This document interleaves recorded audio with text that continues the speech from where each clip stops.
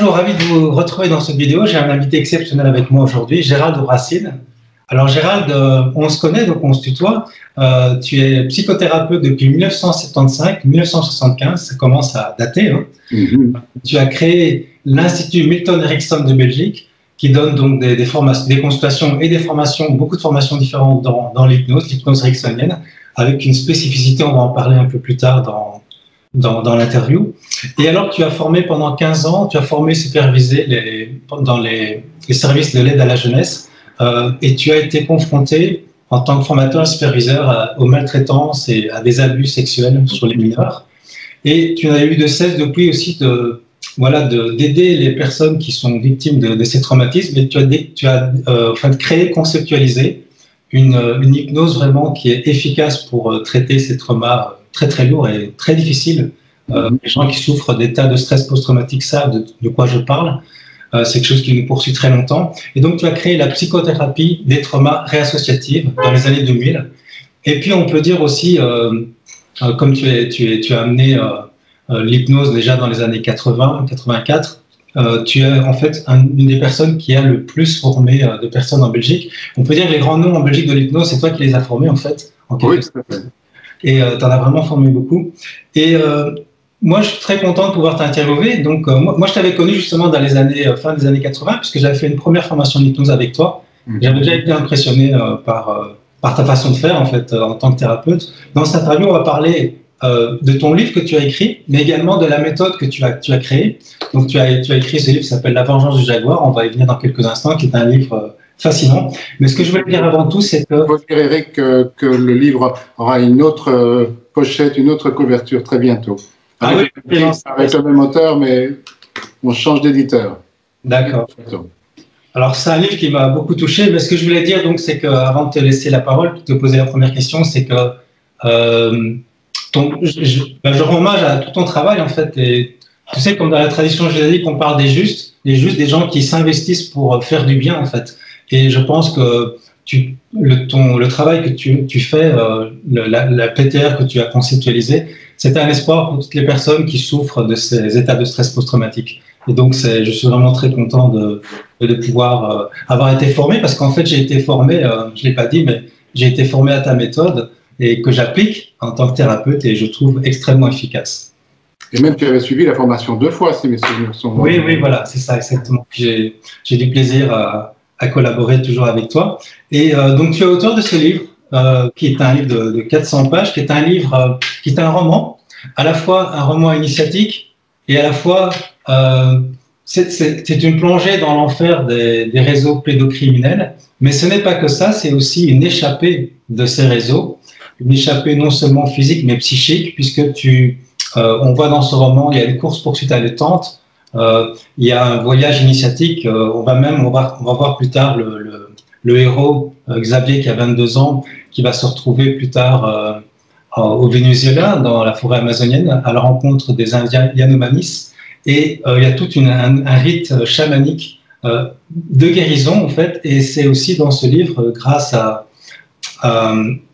cette façon que tu as spéciale de présenter la guérison, que tu nous fais découvrir en fait aussi l'hypnose, la puissance de l'hypnose, la puissance thérapeutique de l'hypnose. Alors avant de commencer, peut-être, est-ce que tu peux nous dire comment t'es venue l'idée de ce livre? Alors l'idée de ce livre, c'est effectivement, comme tu l'as bien souligné, c'est une pratique très très intensive, non seulement donner des cours, mais pour moi, si on donne des cours, c'est qu'on a vraiment une très bonne pratique du traitement. Et donc, comme en ayant ramené les outils d'hypnose des États-Unis en 84, je me suis aperçu que c'était des outils un petit peu émoussés, qui ne répondaient pas souvent à ce besoin très spécifique qu'ont les gens qui ont été abusés, qui ont vécu des traumas de toutes sortes, que j'ai continué à essayer de développer des moyens pour traiter ces gens-là dans la douceur. Et donc c'est une règle, c'est au plus on parvient à protéger, à créer de la douceur, les gens peuvent revisiter leur trauma.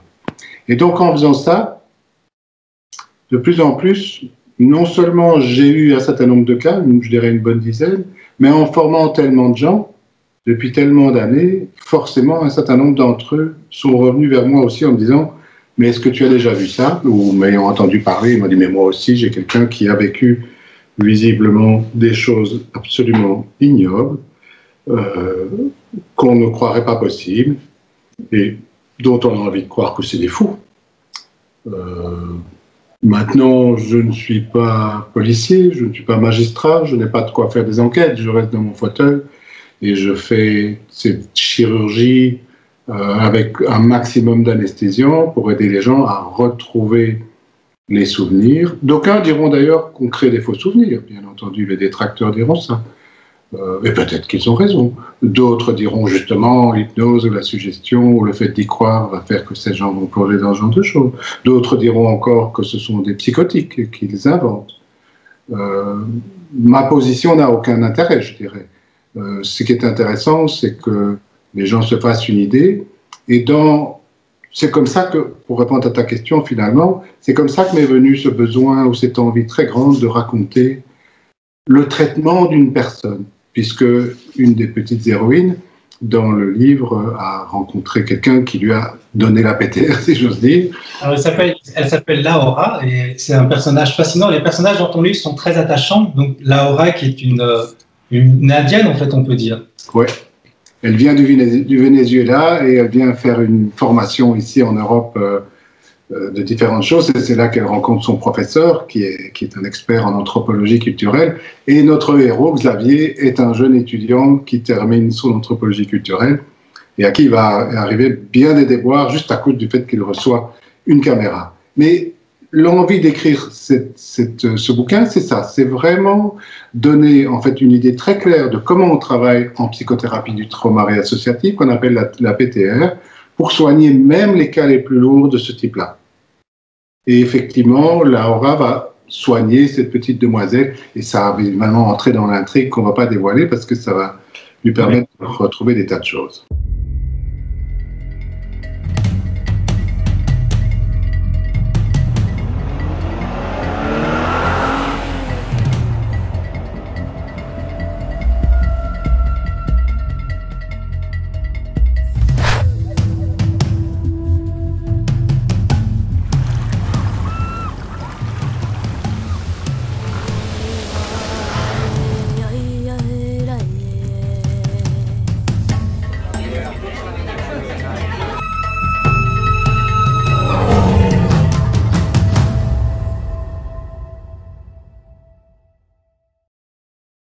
Alors justement, je vais juste dire planter le décor parce que ce n'est pas que pour les thérapeutes, bien entendu, ou ceux qui s'intéressent à l'hypnose. C'est un roman qui est vraiment pour tout le monde.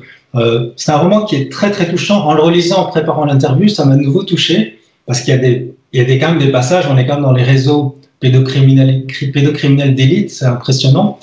Et puis il y a cet échappé extraordinaire. Donc en fait, le personnage principal, c'est Xavier, qui a 22 ans, qui est étudiant en anthropologie, qui a un professeur extraordinaire qui s'appelle Mo, qui va jouer un rôle très important dans le roman. Et puis, il y a cette fameuse Laura également. Et il reçoit non seulement la caméra de son professeur, mais il reçoit également une sarbacane de Laura. Et je vais juste lire un petit passage, juste pour montrer, parce que je trouve que c'est très bien écrit aussi, pour donner un peu le ton du livre. Alors, c'est vraiment un livre pour tout le monde. Je m'approche alors de mon autre cadeau, la sarbacane. Laura m'a expliqué qu'elle avait appartenu à un Indien. Je la soupèse. Elle est beaucoup plus légère que sa taille et ne le laisse penser. Elle a servi ses clairs, des coups, des griffes, et l'endroit précis où son propriétaire la tenait le plus souvent est marqué. Je l'imagine blottie, à l'affût, dans les fourrés, dans l'attente du gibier. Je l'essaie d'abord à vide, puis je sors une des nombreuses fléchettes et la glisse dans son embout. Je souffle comme Laura me l'a indiqué. Je repense à elle et j'éprouve à nouveau le frisson que j'ai ressenti lorsqu'elle m'a touché la main. J'en suis encore autant, si pas plus bouleversé maintenant, que je ne l'étais hier. Cette pensée me rassure. En fait, c'est à la fois un mélange, un voyage initiatique, comme on l'a dit, pour découvrir la puissance de l'hypnose, mais c'est aussi une très belle histoire d'amour. Et puis, c'est aussi une plongée anthropologique, on pourrait dire, dans le vécu des Indiens Yanomais, au Venezuela. Alors, comment tu as réussi à mélanger en fait tous ces genres, en fait? C'est assez original, en fait. C'est très intéressant. Mais donc, il y a ce que je connais de ces patients qui me racontent des choses terribles, que bien sûr j'ai tout à fait adouci et filtré. pour que ce livre soit lisible.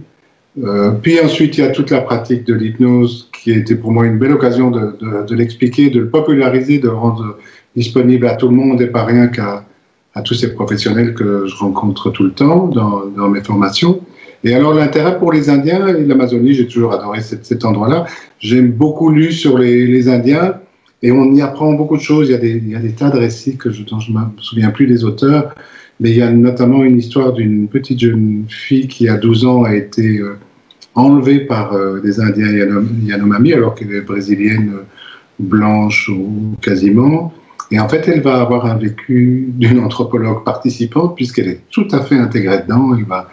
Et donc, c'est très, très intéressant parce qu'on voit les fonctionnements culturels avec des valeurs tout à fait différentes. Et puis, il y a effectivement aussi cette idée du chamanisme qui revient fort à la mode et qui intéresse beaucoup de gens, où effectivement, il y a des croyances mystiques bien spécifiques qui font croire notamment et qui utilisent notamment l'animal totem de la personne. Et c'est là qu'il va y avoir un dénouement en rapport avec ça. D'ailleurs, si je me souviens bien, le jaguar, c'est aussi le totem scout de Xavier qui est le héros. Absolument. Et alors, donc, il reçoit ses cadeaux et puis il travaille, il fait un job étudiant, puis il se retrouve dans un endroit et il doit revenir. Et là, il découvre, de manière tout à fait surprenante, il commence à découvrir qu'il se passe des choses très bizarres dans ce château. J'imagine que c'est un château. Et il découvre ces réseaux pédocriminels et il voit des choses. Il est obligé de s'enfuir. Et puis là, il y a une course-poursuite allaitante et il va, avec Mo aussi notamment, ils vont arriver à sauver une petite fille qui s'appelle Anna. Mm-hmm. Et c'est là qu'il va y avoir toute une guérison qui va être mise en place grâce à la puissance de l'hypnose. Mm-hmm. Et c'est là aussi que tu as mis tout ton savoir sur le concept de la psychothérapie des traumas associatifs que tu as créé, que tu as conceptualisé. Est-ce que tu peux nous en dire un peu plus sur cette puissance de l'hypnose? Parce que dans le livre également, on apprend que ce fameux Mo, son professeur, a été initié est un élève de Milton Erickson, le grand thérapeute hors du commun, qui est un peu une sorte de Léonard de Vinci de l'hypnose, que tu connais extrêmement bien. Je connais peu de gens qui connaissent autant Milton Erickson que toi. Alors, est-ce que tu peux nous en dire un peu plus sur ce sujet? Mais en fait, c'est là que ça devient tout à fait passionnant. Toutes les découvertes tout ce que nous a appris Erickson et tout ce que j'ai pu développer dans son sillage, c'est tout à fait passionnant de voir en fait à quel point le fonctionnement du cerveau a des particularités qui font qu'au bout du compte, ce qui semble être la thérapie la plus difficile à réaliser peut devenir parfois extrêmement simple. Et elle est vraiment magique et fascinante, alors que c'est pas magique. Mais ça donne l'impression que c'est magique parce que des gens traînent des souffrances parfois pendant des années et des années. Hein, les abus sexuels dont, heureusement, aujourd'hui, on parle de plus en plus et on voit qu'il y a une véritable révolution culturelle, non pas celle de Mao, dont on connaît les affres, mais une vraie révolution culturelle qui permet aujourd'hui que les femmes et les enfants abusés, les garçons aussi, parce qu'il y en a, peuvent enfin retrouver une liberté. Et je crois qu'on n'est qu'au début de ces révélations. Ouais. Et pour moi, ça fait beaucoup de plaisir. Ça fait quoi? Ça fait 40 ans presque que je dois endurer ça et que je dois soigner ça dans mon coin et que je vois des gens qui continuent de rester dans la culpabilité, la honte, alors qu'ils ont vraiment au contraire besoin d'être entendus par nous et de pouvoir révéler. Et c'est ce qui se passe là maintenant. Et cette hypnose, pour revenir à celle-là, en fait, un trauma, c'est un enregistrement. Serge Gainsbourg, le tout grand, disait et ces images de plaques s'imprimaient sur les plaques sensibles de la mémoire. Et un trauma, c'est ça. C'est-à-dire que ce n'est pas ce qui s'est passé, comprenez-moi bien, c'est l'enregistrement de ce qui s'est passé. Et c'est là que les thérapeutes qui apprennent une hypnose utile ont leur chance, dans la mesure où on ne va pas changer le passé, même si parfois ça en donne vraiment l'impression, tellement c'est vif. Mais on va changer cet enregistrement. Et cet enregistrement, c'est pas qu'un film, hein, c'est les odeurs, les sensations corporelles, les coups, et tout ce qu'on veut. Et ensemble, avec la personne, dans un état modifié de conscience, et c'est là que ça va être tout à fait magique, parce que beaucoup de patients ont usé leurs pantalons sur les divans de psychanalystes ou dans les fauteuils de psychothérapeutes qui involontairement les ont souvent fait souffrir en parlant, en tentant de leur faire parler. Ce qui fait que souvent l'inconscient protège et oublie encore un peu plus. Tellement ça fait mal, l'inconscient fait toujours son travail pour nous protéger. Et avec l'hypnose, on peut aller à une vitesse effarante si on a entraîné, comme disait Erickson, le sujet à quelques phénomènes hypnotiques pour la protéger. Et les phénomènes hypnotiques, c'est justement l'anesthésie physique, l'anesthésie émotionnelle, la dissociation, donc s'envoler au-dessus de soi-même, jouer avec la distorsion du temps. Et donc on entraîne le patient avant d'aller revisiter cet enregistrement à ces phénomènes. Et grâce à ça, ils sont dans une bulle protectrice. C'est comme si on leur avait donné une addition d'anesthésiants. L'hypnose, en fait, si elle est bien faite, et comme tu la connais bien et que tu la pratiques bien, c'est vraiment pour ce genre de situation spécifique que sont les traumas qui sont terriblement douloureux, c'est l'usage de l'anesthésiant. Le psychothérapeute a, comme un chirurgien, besoin des anesthésiants pour faire son travail. Parce que sans ça, ça fait très mal. Et tous les gens qui nous écoutent et qui ont vécu ça, ils le savent bien. Ils le savent très très bien. Il suffit d'y penser à cause d'une odeur, à cause d'un son, que ce soit un militaire qui entend une voiture qui fait paf parce que le pot d'échappement est mal réglé ou que sais-je. Eh bien, pendant 3 jours, il va être terrorisé parce que ça lui rappelle le trauma qu'il n'a toujours pas digéré. Et c'est ça, le trauma, il n'est pas digéré parce qu'il est fixé sur les plaques sensibles de la mémoire. Et en 2, 3, 4 séances, même avec des cas extrêmement lourds, comme les abus sexuels pendant 4-5 ans, pour tous les accidents qu'il y a dans la salle d'accouchement, tous les problèmes en rapport avec la maternité, avec les deuils, avec les accidents de voiture, de guerre, et j'en passe, en fait, tous les chocs émotionnels que les humains peuvent endurer sont enregistrés. Et ils sont enregistrés parce qu'au moment où la terreur est arrivée, au moment de l'incident traumatique, on est entré en hypnose. L'hypnose n'est pas le truc de Mesmer qu'on impose à quelqu'un, c'est un outil avec lequel notre cerveau nous protège. Alors c'est ça qui est révolutionnaire, c'est que tu amènes une idée tout à fait nouvelle, c'est que les phénomènes hypnotiques ou même la psychosomatique des états de stress post-traumatique, c'est en fait une protection. C'est paradoxal en fait. Tout à fait. Et donc c'est le travail de l'inconscient, on ne le comprend pas toujours, parce qu'il nous amène des symptômes. Et tu mentionnes un point qui est très important pour moi, dans la mesure où ça fait une bonne vingtaine d'années que j'ai conceptualisé, par exemple, que la psychosomatique, donc les grosses maladies qu'on peut avoir, et les petites, on peut avoir de l'acidité, des ulcères, des polyarthrites, des tas de choses, des maladies de foie et autres, qui sont en fait le fruit direct d'une protection. C'est-à-dire que le cerveau pense qu'il vaut beaucoup mieux avoir une souffrance physique qu'une souffrance émotionnelle. Ouais. Si on a été terrorisé, c'est comme un cadeau du ciel, c'est un cadeau de notre cerveau en tout cas, qui traduit cette grosse émotion dans des gros problèmes de foie qui peuvent durer des années. Et si les chirurgiens et autres interviennent, la plupart du temps, ça va aggraver le problème parce qu'il va se déplacer, l'inconscient va continuer d'essayer d'aider la personne en essayant de faire en sorte qu'elle n'ait pas trop mal. Mais c'est comme ça aussi que bien souvent, on voit que quelqu'un qui fait un accouchement, qui peut devenir une catastrophe, ou qui a eu des problèmes de rejet d'enfants et de fausses couches, etc., en fait, c'est l'inconscient qui est en train d'essayer d'arranger un truc parce que le jour où la petite fille s'est fait abuser entre 5 et 8 ans par Dieu sait qui, la petite fille savait quand même que quand on met zizi et zézette ensemble, quand il y a des activités sexuelles, il y a des risques d'enfants. Ce qui fait que pendant 20 ans, ça lui arrive à 5 ans, de 5 à 8 ans, elle a oublié, mais le jour où elle va essayer d'avoir un enfant, elle sera peut-être stérile, elle va peut-être avoir des contractions beaucoup trop tôt, elle va peut-être faire des fausses couches, elle va peut-être avoir un accouchement terrifiant, elle va peut-être faire une grosse psychose postpartum. Ça, c'est vraiment quand le souvenir est ressorti et puis il est retombé dans l'oubli. Ouais. Donc, on a des gens qui ne reconnaissent pas leur enfant parce qu'on a fait une césarienne, parce que l'accouchement par voie basse n'arrivait pas. C'est en fait le corps qui continue d'imaginer que l'enfant qu'elle accouche 20 ans plus tard est l'enfant qui a été conçu il y a longtemps. Mais ça, c'est un niveau inconscient. Et pourtant, comme toi, tu le sais aussi, ça arrive tellement souvent, ce genre de choses. Et beaucoup de psychothérapies n'ont pas les moyens qui permettent de comprendre et de changer ça. Et en fait, le moyen, c'est essentiellement l'état modifié de conscience dans lequel le patient parle à son thérapeute et redécouvre sa vérité. Parce que l'hypnose, c'est pas celle de Mesmer, sûrement pas. C'est un moyen dans lequel la personne, une fois qu'elle a vraiment vu que c'est son hypnose, qu'elle est libre là-dedans, alors elle peut aller chercher les origines de cette catastrophe. Oui, et ce qui est original dans ton approche, c'est qu'en fait, il ne faut pas avoir peur de ces phénomènes. là c'est peut-être un peu technique pour ceux qui ne connaissent pas, mais c'est quand même fascinant, intéressant de comprendre, c'est qu'en fait, on va augmenter ces phénomènes. Tout à fait. Pour justement que la personne, l'inconscient, se sente à l'aise et qu'il se sente compris dans son besoin de protection, en fait. Là, tu parles d'un point de vue très technique, donc ils sont vraiment les anesthésiants quand on travaille.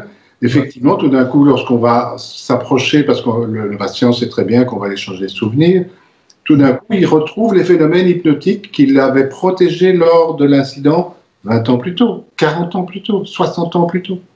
Et donc, tout d'un coup, il commence à devenir paralysé. Dans notre hypnose, dans le jargon d'hypnose, c'est la catalepsie. On met les gens entre deux chaises, tout va être très dangereux pour le dos. Mais donc, le phénomène, c'est la paralysie. La paralysie est quasiment toujours accompagnée d'une anesthésie physique. Donc, on n'a pas senti les coups, les pénétrations, que sais-je. On va très souvent aussi avoir une anesthésie émotionnelle. La personne a coupé la terreur et n'avait plus aucune émotion. On va avoir les distorsions du temps. Et effectivement, comme tu le soulignes très justement, on va demander à la personne qui vit ça depuis tellement longtemps. Mais ça, ce sont ses symptômes, en fait. Ce qui avait été protecteur, pendant les 20 ans qui suivent la rencontre avec un thérapeute comme toi, à chaque fois que la personne, par exemple, elle a été abusée, si on reste sur ce thème-là, quand elle est dans les bras de son amoureux, tout d'un coup, elle devient toute raide. Elle devient anesthésiée, fait du vaginisme. Elle ne sent plus rien au niveau des sensations, ce qui n'est pas très drôle dans une relation amoureuse et sexuelle qui, normalement, justement, a pour but de nous faire avoir du plaisir dans cette relation. Elle ne sent plus rien. Et éventuellement, tout d'un coup, elle n'a plus d'émotion. Elle ne sait plus si ce gars qu'elle a rencontré, qu'elle adore, avec lequel elle vit, avec la petite des enfants, elle n'a plus d'émotion. Elle ne sait plus si elle l'aime ou pas. Mais ce symptôme, après ce rapport sexuel, peut rester des jours en place, ou être là quasiment en permanence, ce qui veut dire que dès qu'il s'assoit à côté d'elle pour regarder un film à la télé, les petits phénomènes hypnotiques reviennent. Donc, il s'impose à elle, depuis 20 ans parfois. Donc, ce que nous, on va faire, pour lui redonner du pouvoir là-dessus, pour retrouver de la maîtrise, qui est l'idée inverse de l'hypnose, ou comme avec Mesmer, on perd la maîtrise. En fait, l'hypnose, c'est juste l'inverse. Si on a le temps, on en parlera. Mais donc ici, grâce à ça, on va lui proposer de reprendre de la maîtrise sur ces phénomènes qui sont devenus des symptômes, en les augmentant. Et très curieusement, en les augmentant, l'un puis l'autre. Et comme on l'a vu, comme ils sont protecteurs, ils vont tous additionner les uns aux autres, faire cet anesthésiant qui va favoriser le retour du souvenir, qui va repréciser des détails auxquels elle a oublié, qu'elle a oublié. Alors, je ne sais pas moi, le couteau que le violeur a nonchalamment laissé à côté, ou le revolver, ou que sais-je. Des tas de détails vont arriver. Et comme effectivement, on suit la théorie d'un grand thérapeute qui est Serge Gainsbourg, on va aller changer ce film. Mais attention, ce film, c'est 4 dimensions, quoi. C'est les odeurs, les sensations, les goûts, tout ça, c'est très très puissant. Et donc, ensemble, on va le changer. Alors c'est magnifique, ça donne un grand espoir pour les victimes. Alors, je voudrais lire un passage, juste un autre petit passage du livre, pour montrer un peu l'ambiance. Donc là, c'est donc Xavier qui a déjà, il s'est passé quelque chose, il a découvert quelque chose, mais il n'arrive pas à y croire parce que souvent, on en a déjà parlé, on veut pas. Et en fait, c'est sans doute la meilleure protection de ces pédocriminels, c'est que les gens refusent d'y penser, refusent d'y croire parce que c'est pas possible. D'ailleurs, tu le dis dans le livre à un moment donné. Alors, le passage, c'est celui-là. Le puzzle de l'horreur continuait de se mettre en place et en même temps, je continuais de ne pas vouloir y croire. Les pièces restaient encore dissociées. Les traînées et gouttes de sang, les traînées et gouttes rouges étaient bel et bien du sang et pas du ketchup. La propreté que j'avais remarquée dans le petit salon ce matin encore s'expliquait par la présence du plastique, roulé sur le côté de la pièce. Ce devait être l'équipement nécessaire à leur activité. Et c'est vrai que tu as dû colorer parce que c'est vrai qu'en tant que thérapeute, on entend des choses horribles. Et toi, tu en as entendu vraiment beaucoup. C'est difficile. Et aujourd'hui, on voit qu'on est à une époque, et je voudrais venir à cette question-là, c'est que de plus en plus, il y a des révélations qui sont faites, notamment Carl Zero qui a mis ce documentaire, qui va en faire un autre. Il y a de plus en plus de gens qui osent témoigner. On commence à comprendre que ces réseaux pédophiles, c'est pas juste quelque chose comme ça qui est rare, c'est quelque chose qui est très répandu. Comment est-ce que tu vois un petit peu l'avenir? Est-ce que tu penses, enfin c'est difficile, c'est peut-être pas une question que je devrais te poser, mais ça m'intéresse d'avoir un peu ton avis. Comment tu vois l'avenir par rapport à ces témoignages qui sont en train de sortir de plus en plus? Ah, je pense que comme je disais tout à l'heure, c'est une vraie révolution culturelle dans tout bon sens du terme, qui va permettre de plus en plus à aider les gens à oser se souvenir, parce que cette évolution culturelle, ça fait tellement longtemps que je l'attends. Pour moi, elle était inéluctable, mais elle ne va pas s'arrêter. Et non seulement cette habitude de dominer les enfants et les femmes va être affectée, ce ne sera plus aussi facile. Il y a évidemment toute la réalisation que les magistrats doivent faire, que les policiers doivent faire. Parce qu'il y a des tas de policiers et des magistrats tout à fait honnêtes, mais qui vont vraiment faire avancer. Seulement, ils ont eu soit une mauvaise information, hein, on voit à quel point encore dans certains commissariats, si tout d'un coup quelqu'un vient 20 ans plus tard faire des révélations, c'est qu'elle est folle, c'est qu'elle est hystérique, etc. Ou avec le viol, n'en parlons pas, mais peu importe. C'est vraiment une évolution maintenant qui est en route, qui va permettre de plus en plus à des magistrats d'instruction de diligenter des enquêtes, parce que c'est de ça qu'on a besoin. Que ce soit au niveau de l'inceste, des abus sexuels à l'école, par le curé, par le prof de gym, par je ne sais pas trop qui, donc par des gens en dehors de la famille. On dit toujours que c'est des gens proches de la famille, mais forcément, je me souviens de tas de cas de curés très gentils, parce que papa et maman sont des gens très, très catholiques, avec une magnifique morale, et ils aiment bien ce jeune curé. Et comme l'enfant a des problèmes de lecture et de calcul, ben, il vient gentiment donner des cours. Pendant 10 ans, il a abusé de cet enfant. Ouais. Et donc, je veux dire, de plus en plus, ce qui est important, c'est que les gens comprennent simplement à quel point c'est fréquent. Ouais. Et c'est ça qui se passe dans tous ces témoignages. Et bien entendu, grâce à ces vedettes et autres personnes connues, enfants de gens du pouvoir, etc., qui révèlent ça, c'est très important parce que c'est emblématique et ça sonne là. Et j'espère bien que ça sonnera, c'est le début du glas pour cette activité tellement fréquente qui existe. Quand on voit le nombre de victimes qu'un seul pédophile peut avoir, et comme effectivement jusque-là, par exemple, même les psychologues, quand ils entendaient parler d'enfants, parler des enfants qui leur disaient j'ai été abusé, ils avaient encore tendance à croire que c'était l'Oedipe. Hein, comme Françoise Dolto, à une époque, a écrit des choses affreuses en disant oui, d'ailleurs, si la petite fille a été abusée, c'est un peu différent. Hein. Oui, si la petite fille a été abusée par son père, elle sait très bien que ce n'est pas grave, que papa fait ça parce que maman ne veut plus faire l'amour avec papa. Donc, c'est vraiment une emblématique d'une époque et d'une culture dans laquelle on ne croit absolument pas et que par définition, les abus, ça n'existe pas. Ou c'est des fantasmes d'enfants. Alors que la pratique veut, c'est très clair, c'est l'inverse. Il y avait une recherche qui avait été commanditée par par l'Europe. Il remarquait qu'à peu près 20% de la population en Europe avait été abusée entre 0 et 18 ans. Et quand on dit ça à des professionnels comme toi et moi c'est-à-dire,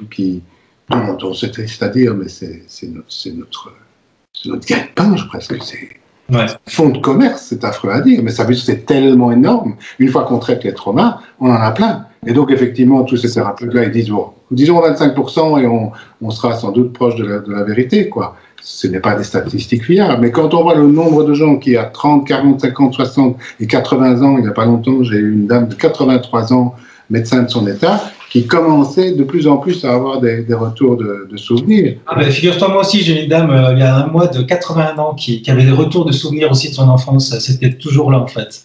Et ça lui faisait du bien, enfin, de pouvoir travailler dessus. Ce qui est paradoxal, c'est qu'il retrouve le souvenir, on le désensibilise, on le déconnecte, si on veut.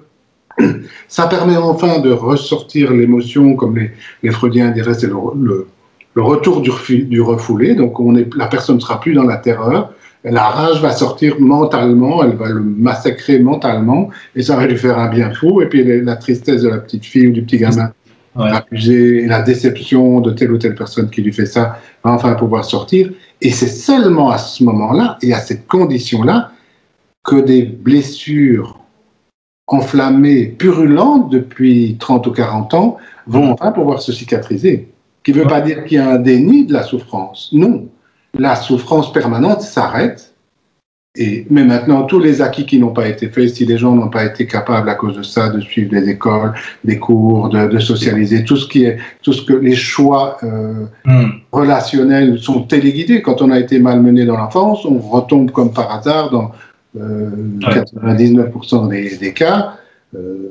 On va tomber sur des compagnons qui sont nouveaux, des espèces de psychopathes ou des narcisses qui vont, aujourd'hui on dit pervers narcissique, je sais, mais donc il va y avoir une répétition de ce genre de choses. Ça évidemment, quand on fait ce genre de thérapie sur le traitement du trauma d'autrefois, quand la personne est encore dans une relation avec quelqu'un qui la maltraite, ça va vite s'arrêter. Oui, et c'est sans doute pour ça qu'en tant que thérapeute, on entend des choses horribles, comme tu disais, et tu en as entendu vraiment beaucoup. D'ailleurs, c'est étonnant que tu tiens le coup. Mais ce qui nous aide à tenir le coup, je pense, c'est le bien qu'on peut faire aux gens, justement, qui permettent ils arrivent à se libérer, en fait, de ce passé. Ce que tu dis là, c'est ce que je réponds à la question tellement fréquente de tous les thérapeutes débutants, qui ne sont pas nécessairement des jeunes sortis de l'UNIF, il y en a beaucoup, mais il y a beaucoup des vieux qui n'avaient jamais appris, ou des gens expérimentés qui n'avaient jamais appris l'hypnose PTR, psychothérapie du trauma réassociatif, et donc une hypnose conversationnelle stratégique, dans laquelle on échange à tout moment. Ils disent toujours, mais comment tu fais pour tenir le coup? Je dis, vous allez voir, en appliquant les procédures, comme tout ce qu'on vous apprend là, vous allez avoir autant de bonheur, ou beaucoup plus de bonheur encore, parce que vous allez pouvoir aider des situations rapidement, en étant dans la plupart du temps dans un état confortable pour le patient, donc vous n'allez pas souffrir d'avoir l'impression de le torturer, que du contraire, vous allez lui permettre de libérer. Mais ce qu'il y a d'important à comprendre, c'est vraiment que cette libération, on aide la personne à entrer en elle, à retrouver le souvenir et à laisser réémerger ce qu'on appelle la personnalité première. Ouais. D'autres manières. Et la personnalité première, c'est celui ou celle qu'on était avant d'avoir enduré des traumas. Et elle est là, hein, elle est dormante, elle n'a jamais quitté la personne, mais elle n'a pas pu sortir. Elle était dans le placard, si j'ose dire, enfermée dedans. Et ça, magnifique, ouais. Comme tu disais, ça c'est ce qui fait, je crois, qu'on tient le coup, parce qu'effectivement, des horreurs, on s'en tape beaucoup. Oui, et je me souviens d'ailleurs des formations que j'ai faites avec toi, où tu disais juste même pas un tout petit pourcentage de ce que tu avais pu entendre. Les gens déjà étaient, c'est pas possible. C'est trop, en fait, c'est tellement impressionnant et horrible qu'on refuse, même je suis passé par là, on refuse d'y croire en fait. Enfin, c'est pas qu'on est méchant, mais je veux dire, en fait, il y a un stop, on n'y pense pas en fait. Il y a vraiment... On est des gens sains, hein. Les gens sains qui ne sont pas pédophiles, qui n'aiment pas la domination pour compenser leurs grosses problématiques, les gens n'ont pas envie de penser à ça. Et si vous leur dites en plus, tiens, la personne est connue, ou c'est quelqu'un de sympathique, connu pour plaire, un brave curé, un prof gentil, tout ça, on n'a pas envie de savoir. Ça, c'est vraiment le déni. Ouais. J'ai pas envie de casser ma planète. Ouais, c'est un mécanisme de protection. Dans le jaguar aussi, dans la vengeance du jaguar aussi, je ne donne qu'une infinie parcelle de ce que cette petite demoiselle aurait pu raconter. Ah oui, sinon ce serait illisible. Hein. Ce serait déjà, en faisant, c'est très touchant. Et puis elle n'existe pas vraiment, si je veux dire, elle n'existe pas. Anna n'a jamais existé, heureusement. Et alors, dis-moi, Gérald, dans cette démarche de révolution culturelle dont tu parlais, il y a un livre important aussi qui aide les parents aussi à amener ce changement de paradigme, parce que souvent on n'ose pas parler de sexe aux enfants. On ne sait pas quoi faire quand un enfant a été accouché. Et en fait, est-ce qu'il faut parler de ça aux enfants? C'est le titre de ton livre, hein, je le montre à la caméra. Et est-ce que tu peux nous en dire un petit mot là-dessus? Parce que je le trouve très très important, ce petit livre. En fait, il découle des 15 années que tu as mentionnées, durant lesquelles toutes les semaines, moi et certains de mes associés, je donnais des cours dans la protection de la jeunesse en Belgique, donc la DAS en France, et je ne sais pas comment on l'appelle en Suisse, où effectivement, avec ces gens-là, on voit le nombre d'abus qui ont sans doute lieu, qui ont lieu, etc., avec lesquels il est très compliqué d'entrer pour avoir des informations, faire en sorte que ça s'arrête. Parce qu'on peut jeter la pierre facilement à tous ces assistants sociaux qui ont visité tel et tel truc, mais quand vous avez un enfant abusé, cadenassé, donc on parle beaucoup des cadenas dans ce petit bouquin-là, de comment le pédophile fait pour s'arranger le silence de l'enfant. Et donc, en voyant ça, j'ai d'abord écrit un article pour intervenir dans tous ces cas pour ces professionnels-là. Et en faisant ça, je me suis dit, mais pourquoi ne pas étendre les propositions sous forme de conseils à donner aux parents? J'insiste bien aux parents, pour qu'eux fassent le travail. Parce que souvent, on voudrait que j'ai écrit un livre à donner aux enfants. Et il y a beaucoup de livres qui sont proposés. Mais j'ai envie de dire que c'est la même attitude que le pédophile. C'est de nouveau le parent, au lieu de dire ce qu'il pense simplement de la sexualité saine et chouette, de dire à l'enfant, d'ailleurs ça s'appelle faire l'amour, mettre le zizi dans la zézelle. Et quand les enfants sont petits, ils adorent entendre parler de ça, parce que les enfants adorent parler d'amour. Et qu'on peut vraiment les mettre en garde contre d'éventuels abus, mais surtout en commençant par parler d'une sexualité chouette. Ça veut dire que l'enfant va savoir ce que ses parents en pensent, et qu'il y a toujours moyen de venir chez eux au cas où ça arrive. Moi, je dis souvent aux gens, et c'était le cas, ce bouquin, il existe depuis 10 ou 15 ans, je crois, beaucoup de gens m'ont dit, mais je suis étonné. Dans certains cas, mon enfant a fait des révélations a posteriori. Je me souviens d'une dame qui me disait, mais ma fille vient de m'avouer, c'était une professionnelle, à qui je disais, oui, mais lis un peu le bouquin, enfin, raconte un peu le bouquin. Et elle me disait qu'en fait, sa fille, après avoir entendu le discours, ça fait plusieurs années qu'elle faisait un détour qui lui prenait 20 minutes pour ne pas passer par un bois dans lequel il y avait des exhibitionnistes. Et cette maman qui était certaine d'avoir parlé comme ça à l'aise, elle dit mais non, il faut vraiment être spécifique, on va parler d'amour chouette, etc. Et donc effectivement, c'est un moyen de faire en sorte que, si on y réfléchit bien, et je crois que c'est vraiment important de comprendre, s'il y a autant d'activités pédophiles et autant d'enfants qui vont être marqués pour le restant de leur jour et qui ont un coût médical et un coût social très très très important, c'est parce que nous sommes co-créateurs. Pour les pédophiles, c'est extrêmement facile d'abuser nos enfants. Et dans le déni auquel tu faisais allusion tout à l'heure, Eric, c'est la même chose. La maman, elle n'a pas envie de croire que sa gentille petite fille, il lui arrive ça, que ce soit avec le beau-père, avec je ne sais pas trop qui, le babysitter. Pourquoi? Parce qu'on n'a pas envie, quand on est quelqu'un de ça, on n'a pas envie de ça. Ouais. Si on est un pédophile, on ne pense qu'à ça. Et c'est ça qui est étonnant, parce qu'il a les mains libres. Il peut enseigner à nos enfants, puisque nous, on n'ose pas. Et puis que beaucoup de thérapeutes d'Olto, d'ailleurs, disaient toujours « Ah, ne parlez pas de sexualité, ça va les perturber, etc. » Mais pas du tout. Pas du tout. Les enfants adorent parler d'amour et quand on leur explique que, bien sûr, en mettant le zizi dans la zézette, c'est comme ça qu'on fait les enfants. Mais tu sais quoi, ma chérie ou mon chéri? On fait ça plein d'autres fois. On n'a pas fait ça que 3 fois, pour toi, ton frère et ta sœur. Non, on a fait ça des centaines, voire des milliers de fois, parce que ça s'appelle faire l'amour et c'est comme ça qu'on communique l'affection les uns aux autres avec le corps. Et puis on peut rajouter, tu feras ça quand tu seras plus grand. Pour le moment, c'est pas pour toi. Ça va prendre du temps, que tu sois mûr pour le faire. Et là, pour le moment. Et puis alors là, on rajoute les 2 ou 3 exceptions dans lesquelles on peut en fait dire à l'enfant, sémantiquement, on devrait dire, tu peux toujours tenter de dire non. Parce que vous avez déjà vu un enfant haut comme 3 pommes de 5, 6, 7, 8, 10 ans, auquel tout d'un coup, alors que vous l'éduquez tout le temps en disant, il faut obéir aux adultes, aux professeurs, aux gens que t'aimes bien, à la famille, etc. Tout d'un coup, dans les livres qu'on donne aux enfants, c'est, si tu sens que tu fais des choses à ton corps, et on ne mentionnera évidemment pas, on va rester au-delà, en deçà du Rubicon culturel, de parler de sexualité et d'amour aux enfants. Donc, les pédophiles en font ce qu'ils veulent. Et ça, c'est une autre révolution culturelle qui est très intéressante à comprendre, de voir que nous sommes co-créateurs de la facilité avec laquelle les pédophiles utilisent nos propres enfants, et parfois juste à côté de nous. C'est parce que quasiment dans tous les cas, les statistiques pendant tout un temps montraient que ce n'était pas le père, mais c'est surtout le beau-père. Il y a des tas de beaux-pères qui choisissent cette femme, non pas pour elle, mais pour ses enfants. Ouais. Et donc, combien de fois, les thérapeutes comme toi et moi n'avons pas vu ces mamans quand tout d'un coup elles sortent de cette relation où elles comprennent et qu'on leur pose la question, et quand vous étiez avec lui, vous alliez dormir à quelle heure? Ah ben oui, c'est vrai, j'étais tout à fait... Mon médecin pensait que j'étais très dépressive, mais en fait, c'est vrai, allez, si je tenais jusqu'à 9h30, c'est que j'étais vraiment courageuse. J'étais épuisée. Et puis en fait, quand on réfléchit, le violeur de l'enfant mettait dans la tasse de thé du soir de sa copine un petit Xanax ou un truc comme ça, ce qui fait que madame allait dormir. Donc, moi j'en ai plein des cas comme ça. Et ça veut dire que bien souvent, on dit « Ah oui, mais la maman est dans le coup ». Toutes les statistiques faites par les Américains, les Canadiens, les Finkelor et tous ces gens spécialisés à un niveau statistique, donc avec un échantillonnage imposants, ont tous remarqué unanimement des chiffres entre 75 et 85% de personnes, de mamans, qui ont été tout à fait roulées dans la farine.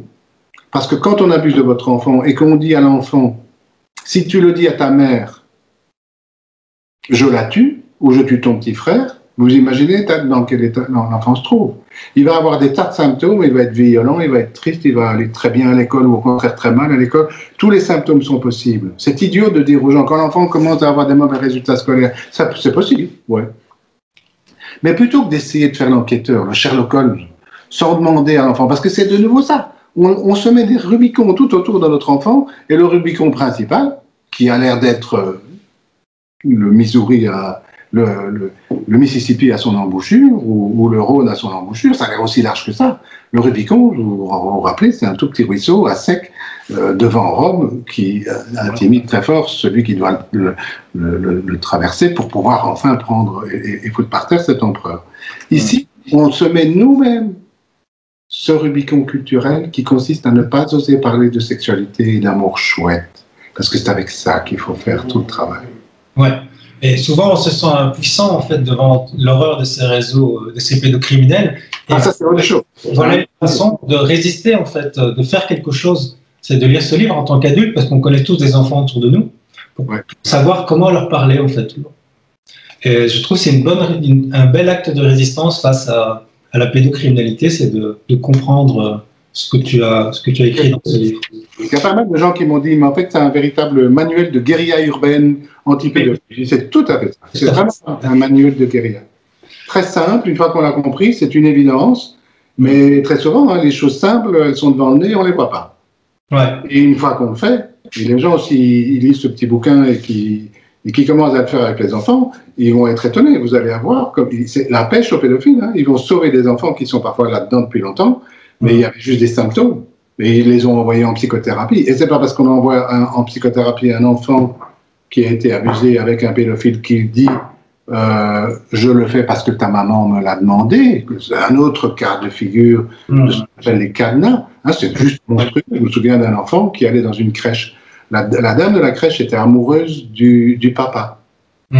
Elle abusait sexuellement et elle le maltraitait, elle ne lui donnait pas à manger, elle lui piquait son doudou, un tout petit gamin de 4 ans, je crois, à l'époque.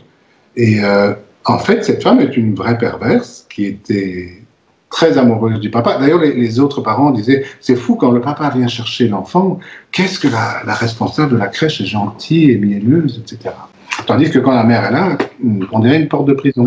Et elle disait à cet enfant, je le fais parce que c'est ta maman qui me l'a demandé, parce que tu n'es pas gentil avec. Vous imaginez la confusion dans laquelle l'enfant et toute la famille s'est trouvée.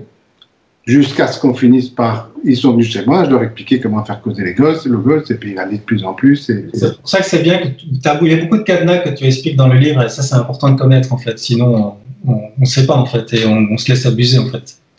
C'est le cas de le dire. Oui, c'est le cas de le dire. Alors ça c'est pour la prévention, et puis c'est un bel espoir de résistance, un acte de résistance, et puis aussi un espoir s'il y a eu... Voilà, quand il y a eu abus, il y a toute la puissance thérapeutique de l'hypnose qui est dans ce livre, mais encore une fois, je voudrais insister sur le fait que c'est un roman et que c'est très prenant et qu'on n'a pas besoin d'être thérapeute ou avoir vécu ce type de problème pour apprécier le livre, parce que c'est aussi une très belle histoire d'amour, je trouve, très touchante, et c'est très bien écrit. Donc je te remercie. Gérald, dis-moi où est-ce qu'on peut trouver le livre? Alors, je suis en train de le réimprimer, puis on va pouvoir le trouver chez moi. Donc, on peut déjà l'avoir en e-book immédiatement chez Amazon pour quelques sous, là je ne me souviens plus combien, mais donc ça permet d'avoir un prix très bas, mais il faut donc télécharger sur son ordinateur.